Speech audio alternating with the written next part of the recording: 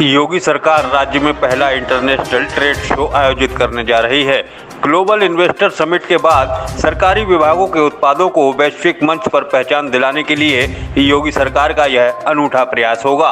21 से 25 सितंबर तक ग्रेटर नोएडा में इंडिया एक्सपो सेंटर के विशाल परिसर में ट्रेड शो के स्टॉल लगाने को मंजूरी दी गई है। मुख्यमंत्री योगी आदित्यनाथ ने कहा कि ग्लोबल इन्वेस्टर समिट की सफलता के बाद अब सरकार यूपी के उत्पादों को इंटरनेशनल मार्केट में पहचान दिलाने के लिए काम कर रही है।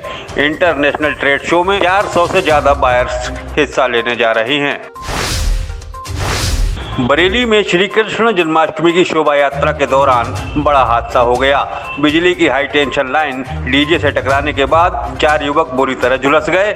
हादसा होते ही शोभा यात्रा में भगदड़ जैसे हालात हो गए। चीख पुकार के बीच नीचे गिरे युवकों को आनंद फानन में अस्पताल पहुंचाया गया। शोभा यात्रा के दौरान अचानक बिजली सप्लाई चालू होने से हादसा होने की बात सामने आई है। हादसे की खबर मिलते ही डीएम शिवकांत द्विवेदी और एसएसपी घुले सुशील चंद्र भान घायलों को देखने अस्पताल पहुंच गए। पीड़ितों को हर संभव मदद का भरोसा दिलाया गया। डीएम ने हादसे की जांच कराकर दोषियों पर कार्रवाई की बात कही है। मौके पर कई थानों की फोर्स के साथ पहुंचे अधिकारियों ने आक्रोशित लोगों को समझाने बुझाने का प्रयास किया। भारत और इंडिया नाम को लेकर छिड़े सियासी घमासान के बीच आईएमसी प्रमुख मौलाना तौकीर रजा खान ने भाजपा, कांग्रेस और आरएसएस को निशाने पर लिया है। बरेली में गुरुवार को प्रेस वार्ता कर मौलाना ने कहा कि हिंदुस्तान के 3 नाम हैं जो हमेशा रहेंगे। राजनीतिक दल देश के नाम पर राजनीति कर रहे हैं। उन्होंने कहा कि इंडिया नाम गुलामी का प्रतीक नहीं है बल्कि राष्ट्रगान गुलामी का प्रतीक है। मौलाना तौकीर रजा खान ने कहा कि राजनीति और वोटों को हासिल करने के लिए देश का कितना बड़ा नुकसान हो जाए इन राजनीतिक दलों को कोई परवाह नहीं है। भाजपा और आरएसएस इंडिया नाम से इतनी खौफजदा हैं कि इंडिया को खत्म करने के लिए तैयार हो गई हैं। इंडिया को जो खत्म करना चाहता है या कोशिश कर रहा है वो हमारे देश का दोस्त नहीं हो सकता। बरेली में चारों ओर श्री कृष्ण जन्माष्टमी की धूम है। आधी रात को कृष्ण कन्हई जन्म लेंगे। एक दिन पहले ही शहर के मंदिर रंग बिरंगी रोशनी से जगमगा रहे हैं। मंदिरों में झांकियां सजाई गई हैं। ठाकुर जी का दिव्य श्रृंगार और फूल बंगला प्रमुख आकर्षण का केंद्र है। भगवान के दर्शन के लिए मंदिरों में बेहतर व्यवस्था की गई है।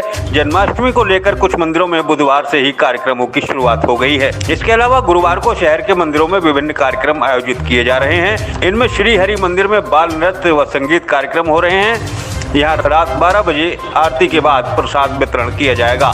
वहीं श्री बांके बिहारी मंदिर में महिला मंडल की ओर से संकीर्तन, बाल गोपाल नृत्य का कार्यक्रम आयोजित किया जा रहा है।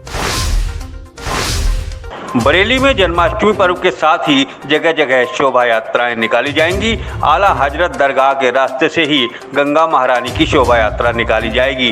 डीएम एसएसपी इस रूट का निरीक्षण कर चुके हैं। दधिकांदो शोभा यात्रा से लेकर गंगा महारानी शोभा यात्रा तक की निगरानी ड्रोन कैमरों के जरिए होगी। पुलिस दंगा नियंत्रण का साजो सामान भी साथ लेकर चलेगी। एसपी सिटी राहुल भाटी के अनुसार दधिकांदो शोभा यात्रा की 3 ड्रोन कैमरों के जरिए निगरानी की जाएगी। पुलिस लाइन का बड़ा ड्रोन रात के अंधेरे में भी साफ फोटो व वीडियो शूट कर सकता है। किसी ने खुराफात की कोशिश की तो उसकी पहचान कर गिरफ्तारी करना पुलिस के लिए आसान होगा। बरेली में सुरापान के बाद 4 डॉक्टर हैवान बन गए। नशे में धुत डॉक्टर घूमने निकले।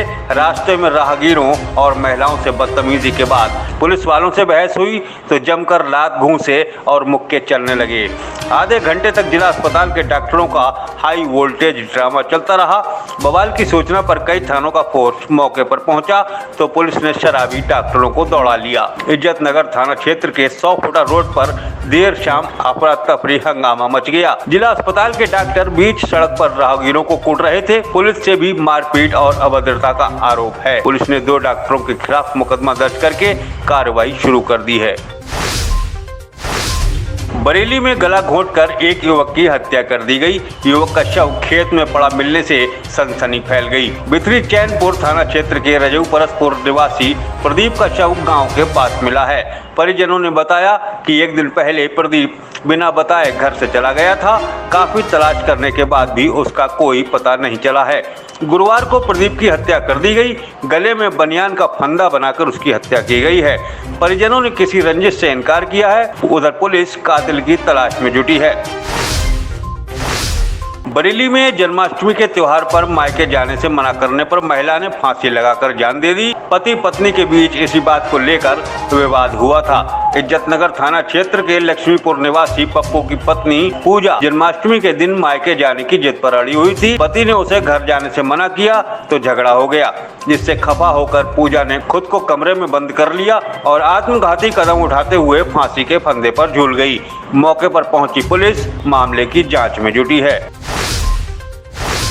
बरेली में उधार लिए रुपए लौटाने के बहाने सहेली को होटल में बुलाकर गैंगरेप कराने का सनसनीखेज मामला सामने आया है। दूसरे समुदाय की युवती ने सहेली को बहाने से पहले डीडीपुरम के कैफे में बुलाया। यहां युवती के साथ 2 लड़के पहले से मौजूद थे। वहां से तीनों पीड़िता को लेकर सैटेलाइट बस स्टेशन के पास एक होटल में आए। यहां 2 कमरे बुक कराए गए थे। आरोप है कि कोल्ड ड्रिंक में नशा मिलाकर युवती के अश्लील फोटो वीडियो भी बना लिए गए हैं, जिसके बाद ब्लैकमेल करके 5 लाख रुपए की डिमांड भी की जा रही है। धोखे से युवती को बुलाकर गैंगरेप का मामला सामने आने के बाद पुलिस ने आरोपी युवती को हिरासत में लेकर मामले की तहकीकात शुरू कर दी है। बरेली में सप्ताह भर से घर से लापता एक युवक का कंकाल मिलने के बाद सनसनी फैल गई। गुरुवार को देवरनिया के जंगल में युवक का क्षत विक्षत कंकाल मिला है। बहेड़ी थाना क्षेत्र के मिंतरपुर निवासी दिनेश को सप्ताह भर पहले उसका दोस्त सुनील घर से बुलाकर ले गया था, जिसके बाद से वह वापस नहीं लौटा। बहेड़ी पुलिस ने 2 युवकों को हिरासत में लेकर पूछताछ शुरू कर दी है। परिजनों ने 2 अज्ञात और 1 नामजद के खिलाफ हत्या की तहरीर दी है। ये थे न्यूज टुडे नेटवर्क के आज के समाचार। ऐसे ही ऑथेंटिक और रिसर्च ओरिएंटेड कंटेंट के लिए लगातार न्यूज टुडे नेटवर्क के न्यूज बुलेटिन को फॉलो कीजिए।